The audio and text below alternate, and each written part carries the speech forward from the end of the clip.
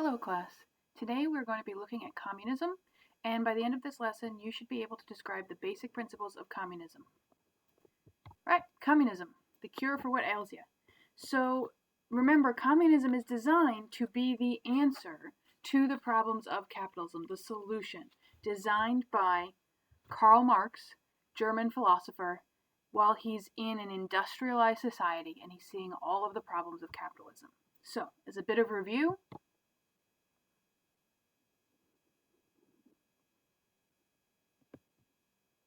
all right. So, capitalism's root cause of all the problems of capitalism, again, is the exploitation of the workers, which means the workers do not own what they make. The capitalist age, according to Marx, is unique in history because it's creating only two classes. So, in feudalism, you had, for example, royalty, right? The nobles, the knights, and the serfs. In mercantilism, you'd have the royals, the aristocrats, the artisans, and your peasants. In capitalism, our two classes are the bourgeoisie and the proletariat. Right? So while these other economic systems that preceded capitalism had class conflicts and the classes didn't always get along, capitalism is unique according to Marx because there's only two classes. And so this is going to simplify and refine the class conflict, the conflict between the classes, because they really only have one other group to be looking at, directing their problems against. Additionally, capitalism is happening all around the world at the same time, according to Marx, because of colonialism and the expansion of this philosophy in order to, or this approach, in order to gain resources and markets. So, things are awful everywhere, and the bourgeoisie have all the power. So the question becomes, how are things going to change? And so this is where Marx begins.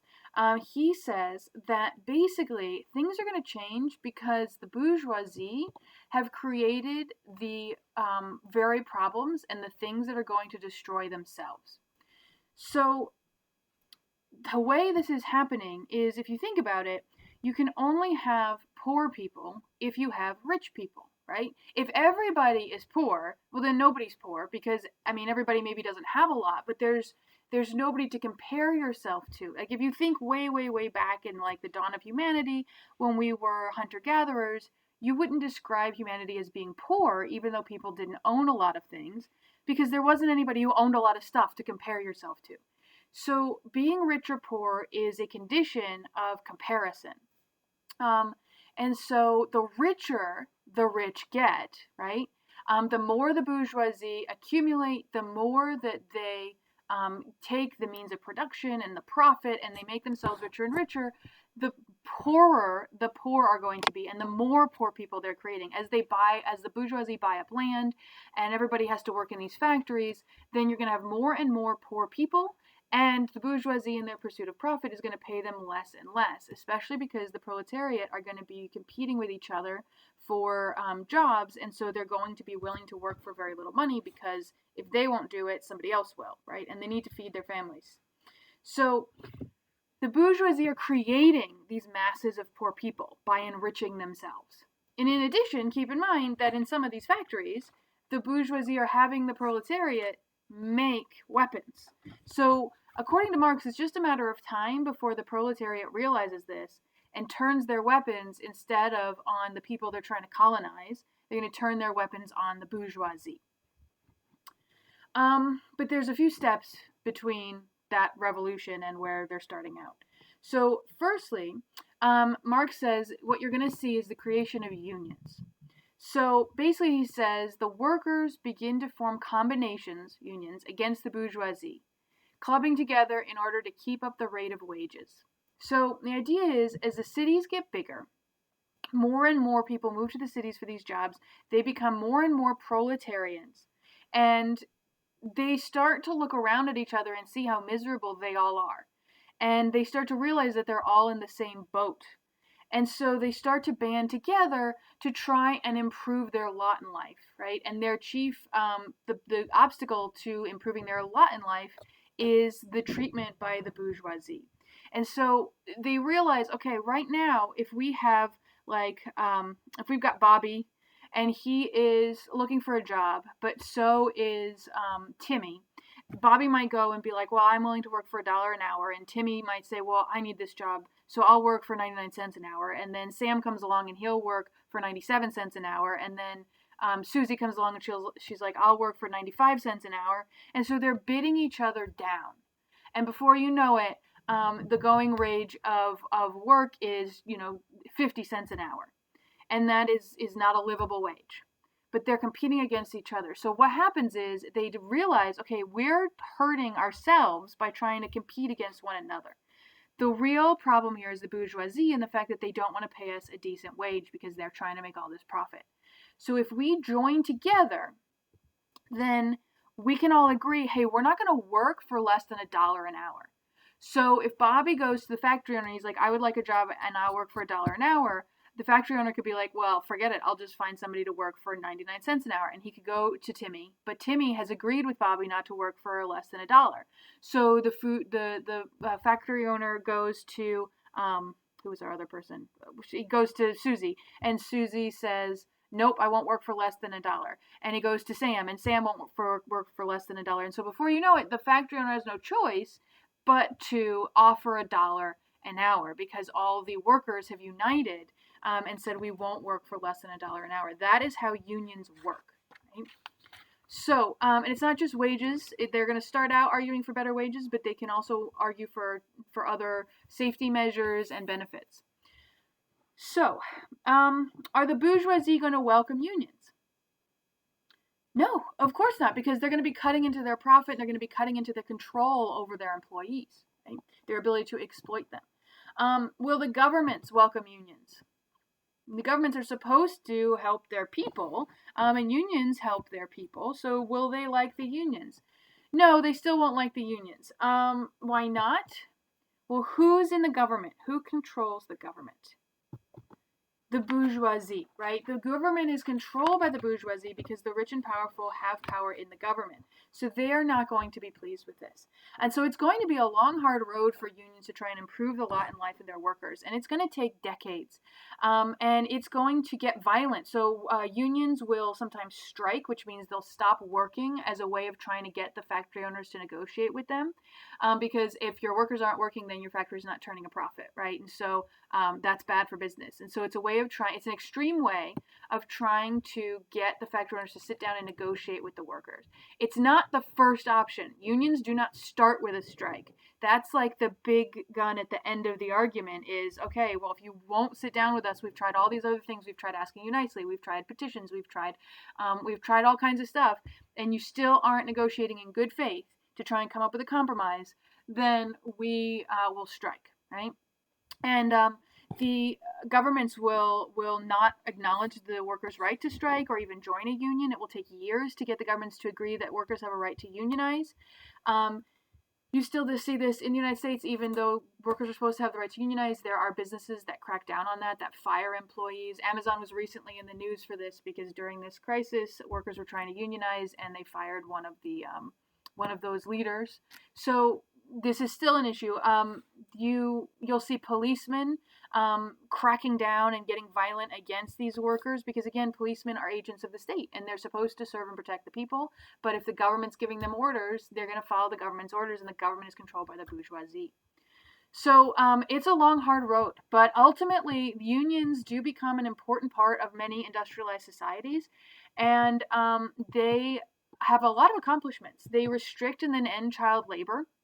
So that's a big win.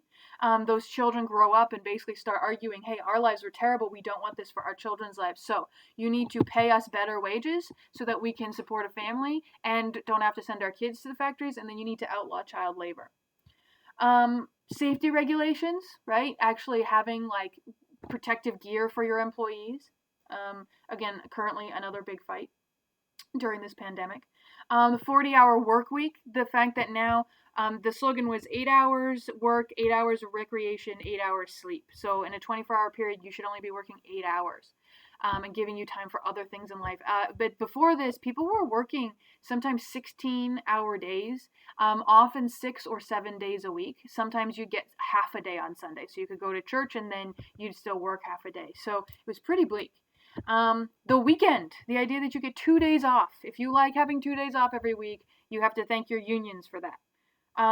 And health benefits, the idea that if you get hurt on the job, the company can't just fire you. They have to pay you. They have to pay for your medical bills. Eventually, health insurance will be covered by employers, especially in the United States. That's the way a lot of people get their health insurance. Later, other countries will then have the government supply it because it shouldn't be dependent on your work. But this is kind of that intermediary step. Okay, so step 2 is kind of the unions. Next, what we see when we're looking for how the communists are really going to create this new society and solve these problems, which I know we haven't yet talked about exactly how they're going to solve their problems, but the first big thing they need to do is to create what's called class consciousness amongst the proletariat. So what this means is that in order for communism to work, in order to change capitalism, you have to have the proletariat start to realize that it's a group, right? So these unions were often sector specific. So there'd be like a steel workers union or a clothing workers union.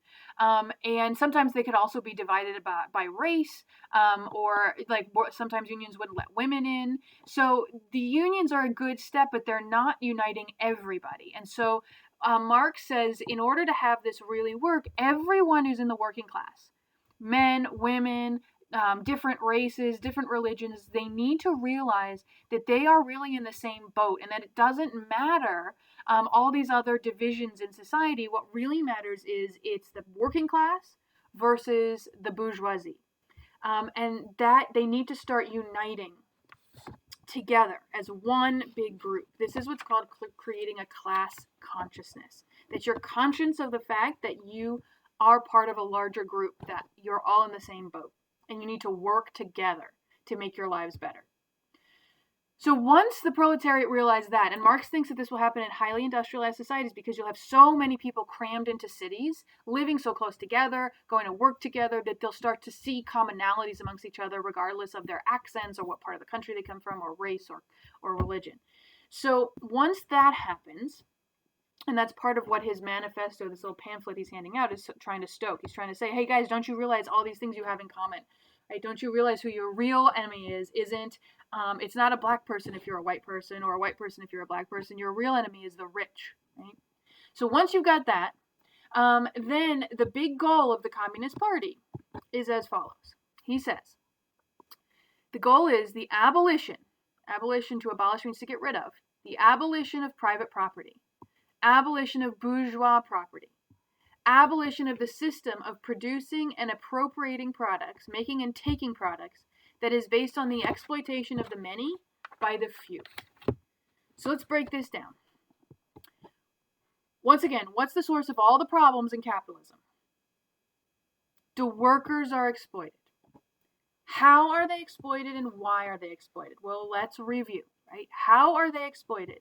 We went through this, situation, this example in one of the previous lessons.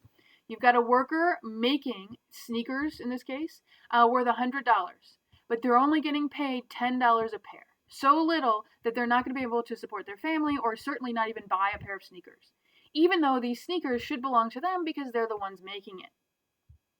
But they don't own that pair of sneakers. The CEO owns the pair of sneakers that the worker made. Why?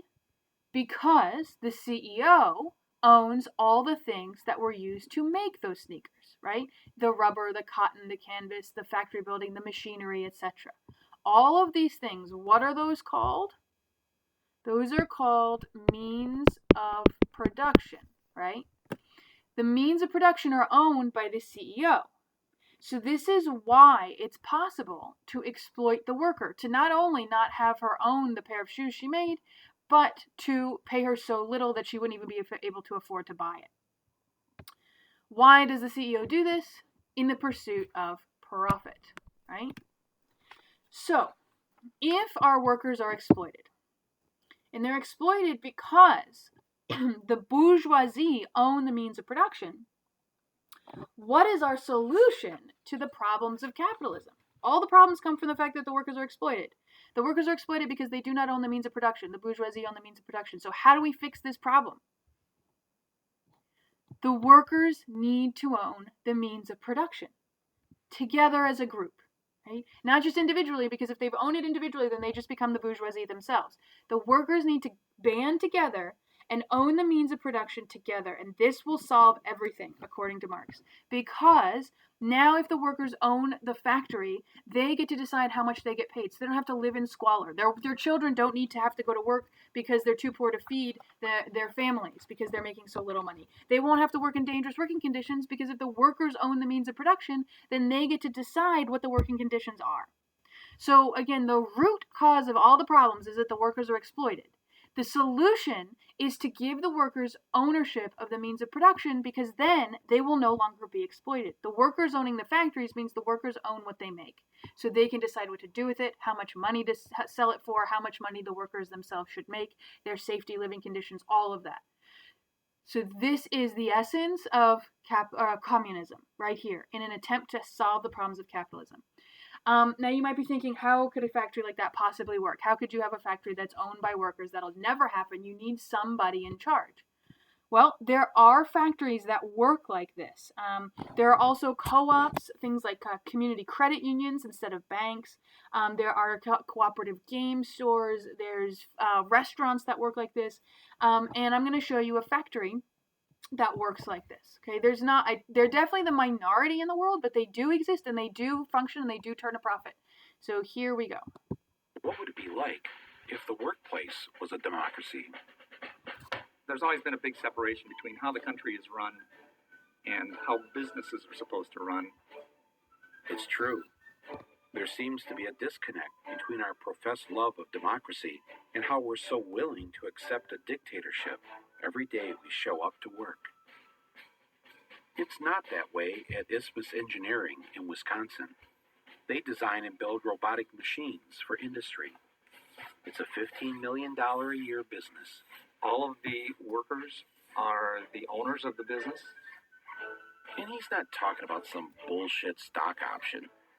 He means they're the true owners. And it's a democratically run operation where every member has one vote and an equal say. All in favor? It takes the money out of the equation.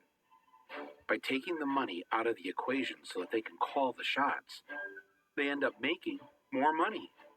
Cool, huh? Yeah. And how patriotic that they want to extend their love of American democracy to their job.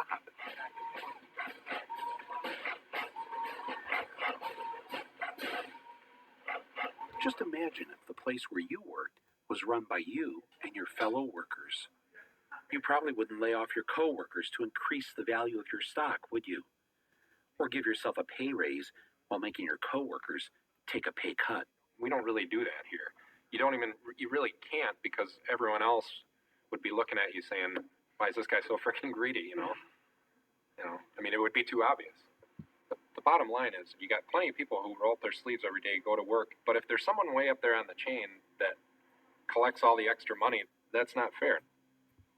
Okay, so there are bread factories that work the same way, but again, the bottom line being that the workers are in charge of what they're doing, and it's a democracy. So a lot of people think communism is not a democracy. Marx's philosophy was actually extremely democratic. He was trying to make the entire society more democratic, even in businesses, so that the workers would have a say in what was going on, and they would have more control over their own lives. So this is actually where we get the word communism from. Communism, you'll notice the root there is com, right? This comes with communal, together, right? Communism is about being together and being equals. Communal ownership of the means of production. Everybody who works in that factory owns those things together. It's not that one person owns one machine and somebody else owns another machine. Everybody as a group owns it together, and so they take a vote on what to do with it. and you take a vote on like if everybody should get a raise with the extra money that you've made, or if you should reinvest it into the company, or if you should start making a new product, or if you should raise the price of what you're selling it for. Everybody gets a say. And if somebody is slacking off, then they can be fired, right? And think about it. If you probably know this as students, you know better than your teachers often know who is slacking off in the class. If you have a group project, right? You're aware of that more than the teacher probably is. And it'd be the same thing in this factory. You would know who is really good at, sucking up, but isn't actually doing the work. And then you could take action to fix that. Either tell them, ship up or shape up or ship out, or you could fire them. Like, again, as a vote, not just you getting angry at somebody and firing them. So it gives the workers more control and actually helps it to make it a more productive environment. Everybody feels like they have an obligation to pitch in and help each other out. And if they don't feel that way, then they don't have to continue working there. So this communal ownership of these means of production means you're getting rid of private property. And this is the part that most Americans freak out when they hear, because they think that this is terrible, this is a breach of the right to own property. But they often don't have a good understanding of what is meant by private property.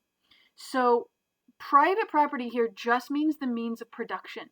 When communists say you can't own things, they don't mean you can't own your t-shirt and your teddy bear and your bed.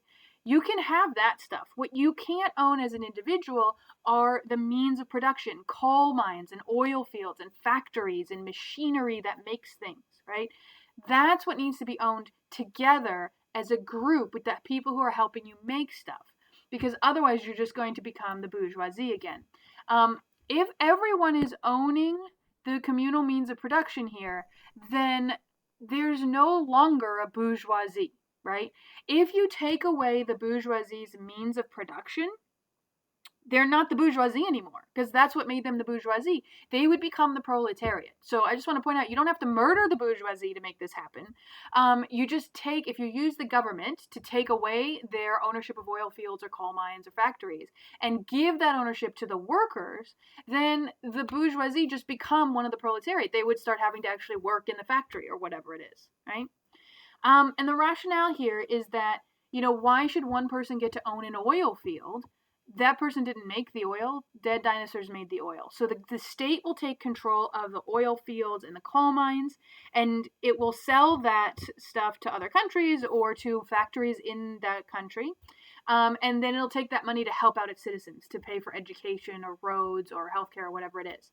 And then the factories and machinery and individual factories, those things will be owned by the people who work in the factories. So the state doesn't own everything. It's going to own the big natural resources and help divvy those up and use the profit from that to help its people. And then factories and machinery and, whatever sneakers you're making or whatever, that will be owned by the group of people who made them, and they can decide what to do with it and how much money to pay themselves, etc. Okay? So that's how communism is supposed to work. Okay. So Marx says to the bourgeoisie, you are horrified at our intending to do away with private property. Right? So this is him. He says he knows that the bourgeoisie are going to be aghast at this idea of taking away their ownership of their factories, of their oil fields, of whatever. Right? He says, but in your existing society, in the way things are right now, private property is already done away with for 9/10 of the population. Bourgeoisie, he's saying, you're claiming that everybody has the right to own property. But that is not the reality. In capitalist society, we see that private property is only owned by a small minority of the people, the richest of the rich. They're the ones who own this stuff. And they only get to own it because other people don't have it. Its existence for the few is solely due to its non-existence in the hands of those 9/10. The proletariat of the proletariat, because the bourgeoisie are the bourgeoisie. The bourgeoisie own this stuff, which is why the proletariat are the working class and why their lives are so terrible. So you, bourgeoisie, sitting there saying, how dare you infringe on our right to property, taking this stuff away, is hypocritical. Because the only reason you have what you have is because you've taken it from other people. You've taken ownership of the oil fields. You've taken the products of their own hands. These workers who spend their lives making stuff that they don't even own, which in a natural state they should own, you take from them. So you're just being hypocritical. We absolutely want to take your right to private property. Not your teddy bear, but your factories, your oil fields, because your ownership of those things is making everybody else miserable. And to have 90% of the world miserable so 10% of the world can be fat and happy is not an acceptable way of having society. That's what Marx is saying. Okay? So it's a very ingenious critique where he's trying to turn this idea of the right to property on it, he's trying to turn it back against the bourgeoisie, because the bourgeoisie, again, have this idea of the right to property from Locke, who says you own what you make, but it's okay to pass things down, and Marx is again saying no, because the workers are the ones making stuff, and you're twisting this idea of the right to property to enrich yourselves, and we're not going to put up with it anymore. So, here we see what an ideal communist revolution and communist society would look like. Key here, you would have to get rid of the right to inherit things. So stuff would not be able to pass down from wealthy people to their children, because that would be unfair. It's an unfair playing field, and they didn't work on that thing, those children, so they shouldn't have the right to own it. Equal liability of all to work, number 8, that means that everybody has to participate. That you can't just have people sitting around not actually producing anything. Everyone who is able needs to contribute. If you have a disability or something and there's no way for you to contribute, then society will still take care of you. But if you're able to contribute, you're supposed to contribute. And everybody gets an education, right? And there will be no child labor. So there's a lot more points, but I just summed it up in those couple key ones. All right, so this leads us into kind of the communist mantra. This is sort of the communist slogan. From each according to his or her ability, to each according to his or her needs. So first off, let's start with the fact that they're taking the time to say his or her. What does this tell you about communism? It tells you that communists believe men and women are equal, and they both have to contribute, and they both will be taken care of, right? So equality of the sexes. That's very different than the capitalist societies we're seeing at this time. Okay. From each according to his or her ability. What does that mean? That means everybody's expected to contribute as much as they can. Not to the degree that they're like killing themselves working so hard, but as much as they can, producing as much as they can. So if you can chop down 10 trees a day, you should be chopping down 10 trees a day. You shouldn't just be chopping down 8. But you shouldn't like break your back trying to chop down 12. You should do what you can in good faith and work as hard as you can without like physically harming yourself. The second part, to each according to his or her needs, that's the kind of other half of this equation. You're going to get what you need from society. So you're going to contribute as much as you can, and you're going to be taken care of in return. Let's say you can chop down 10 trees, but those 10 trees aren't really enough to feed you and your family. You have a really high metabolism and you need more food than those 10 trees would get you. The country, the state, the group that you work for, they're going to make sure you get what you need. If you're a disabled individual and you can contribute maybe by like looking after some of the children or something, but you can't be chopping down trees, that's fine. They're still going to take care of you, even if you need more medical care. On the other hand, let's say you can chop down 20 trees a day, but you don't have any kids to feed and you have kind of a low metabolism, so you don't need that much food, then you're not going to get as much food as the person who maybe only chopped down 10 trees, but they have higher metabolism, they need more food, or they need more medicine or something like that. It's not the capitalist system where if you can pay for it, you get it, or if you can make 20 trees, chop down 20 trees, then you can get rich off of that. That's not what's happening here. People are going to contribute and they're going to be taken care of as what they need. So a lot of people think communism means everybody getting the exact same thing. That's not what communism is. That's not even close. Communism is everybody being taken care of and everybody contributing. It's what we call equity, not equality. Equality would be everybody getting the exact same thing, and that's not helpful because not everybody needs the exact same thing.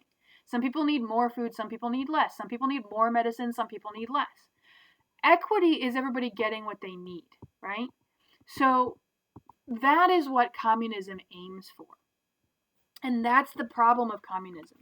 And so hopefully now you can start to see why communism would be an attractive philosophy to people that have been constantly treated badly, that have been paid poor wages, that have been exploited in factories, that have been suffering, that have not been able to make ends meet, that haven't been able to afford to see a doctor.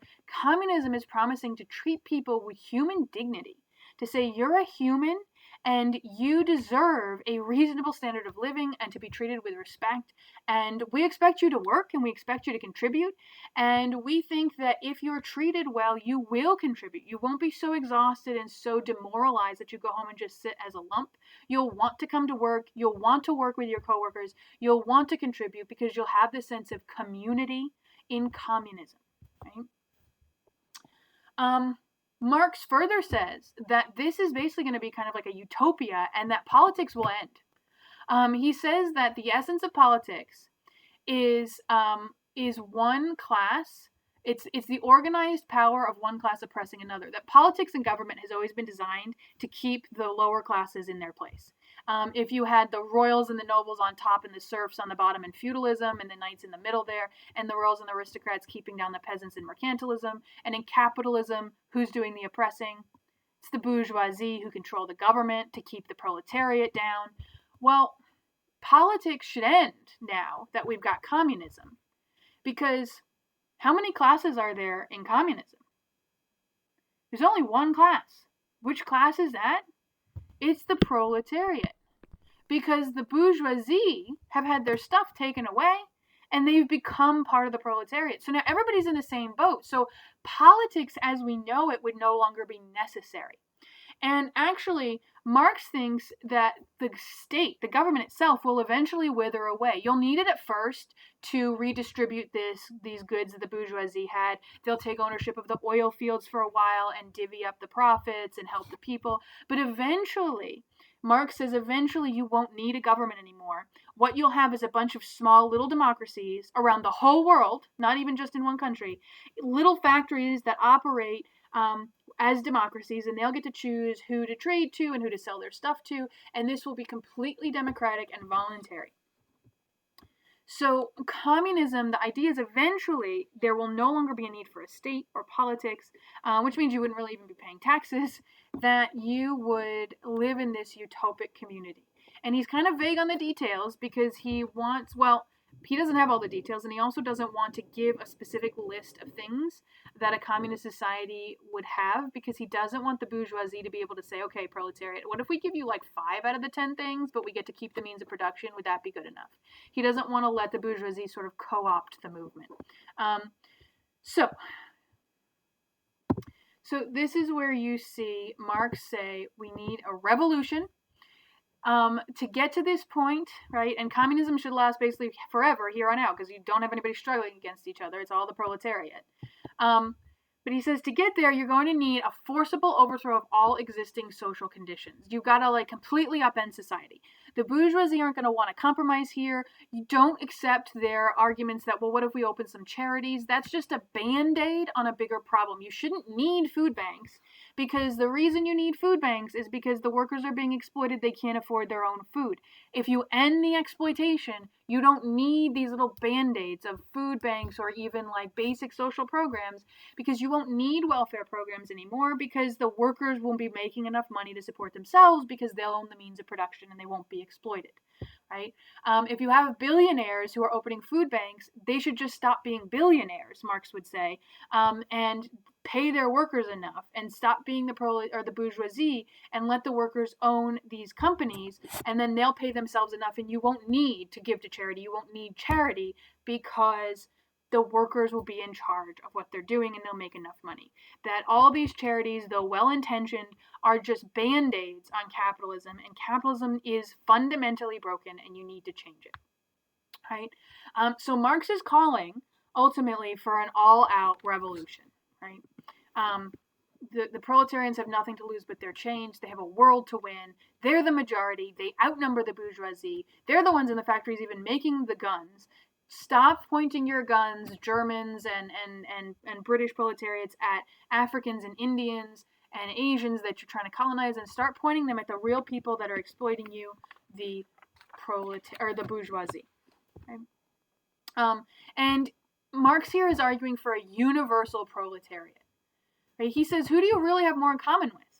Do you, as a British proletariat factory worker have more in common with a British bourgeoisie, somebody who's got millions or billions of dollars? Or do you have more in common with a French proletariat? Yeah, you don't speak the same language. You're probably both Christian, but not necessarily the same kind of Christian. But, like, really, who's going to understand your day-to-day life more? The French person who also goes to a factory and struggles to afford living conditions and feeding their families and going to school, or with the really wealthy British person who's in your same country, and yeah, they might be your same religion, and yeah, they might speak your same language, but they live in the lap of luxury and they're not worried about making ends meet, and they are not worried about feeding their children, right? Marx is saying all workers of the world are equals and they're all in the same boat, and that sex and race and nationality don't matter, and that you all need to unite together. He argues that race is a social construct. It's made up by the bourgeoisie to divide the proletariat. And we've talked about the history of the idea of race, right? That you're dividing the proletariat and you're treating your white workers really badly, but the white workers can turn around and say, well, at least I'm not black, because the black people have it even worse because they're inferior, right? It's a way of dividing so that instead of getting the black workers and the white workers to come together and demand better treatment, the bourgeoisie can play them off each other. Marx is saying you guys need to wake up and see that this is made up and you're all suffering, and you would be better off if you united together. Same thing with nationality. Germans against the French, Chinese people against Japanese people. Like, this is all just made up, and you need to come together because you have more in common than you have different. And you have more in common than you have with the wealthy people in your own country. Religion is another thing, telling Christians that Muslims are the enemy, or persecuting Jews, or whatever it is, Hindus versus Muslims, that religion just divides people and that it's made up to keep people in line. Communism is an atheistic philosophy, and there's no ifs, ands, or buts about it. To a communist, religion is made up by the people in power to keep everybody else in line. Making a caste system in Hinduism is a way of keeping the untouchables on the bottom and the Brahmins on the top. Christianity for Marx would be, well, why would you revolt? Remember Augustine saying, hey, even if you have a bad government, you shouldn't revolt. It's just God punishing you. Marx looks at Christianity and says it's just a way of keeping the people in line and convincing them not to revolt, because even if your life is miserable for 70 years, if you're going to be a good Christian and you get to go to heaven for eternity, well, why risk that, right? And Marx wants a revolution. So he wants people to shake off what he sees as these illusions or fairy tales or these stories that they've been told that are keeping them in line. And so communists are atheistic. And so hopefully you see that this is supposed to be a global, universal movement, not a national one. It's not supposed to be unique to Germany or Britain, although Marx thinks it's going to start there because that's where you have the most proletariat. That's where you have the most factory workers. But it will become global because people around the world are being exploited as slaves, as colonial subjects, etc. And that they're going to shake off these chains and unite together. And then hopefully you can start to see why the bourgeoisie would see this as a threat. Why, for example, the United States is going to freak out about this once it actually becomes a reality, or at least they'll have communist countries. For example, in Russia in 1917, and then in the 1950s, there'll be the Cold War, and there'll be the United States capitalism versus communist countries like Russia and China. And the United States is freaking out because it's a global movement, right? Communism is the enemy of capitalism, and the United States is a capitalist country. It wants to break down country borders. It wants to end capitalism. It wants to get rid of the rich, and so obviously the United States political system is heavily influenced by the rich. So they don't like that. And it challenges racist and sexist policies, which the United States has a lot of. Women and people of color at this point in history they don't even have equal rights in the law. It's not even there. And so this is actually why you're going to see Martin Luther King Jr.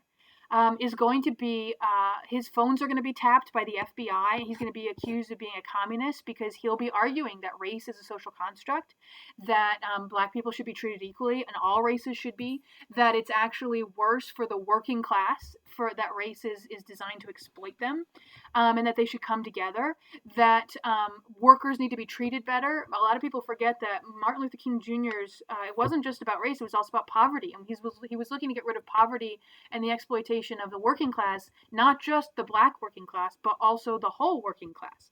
And so these are ideas that are going to make the wealthy and powerful in the United States very, very concerned. Okay, there is actually like an international anthem called the Internationale, which is on YouTube, and normally I would play it for you, but we're going to skip that this time. So that is the crux and core of communism. Next time we'll do a short lesson on what this actually looks like when you see it tried to be applied at the country level.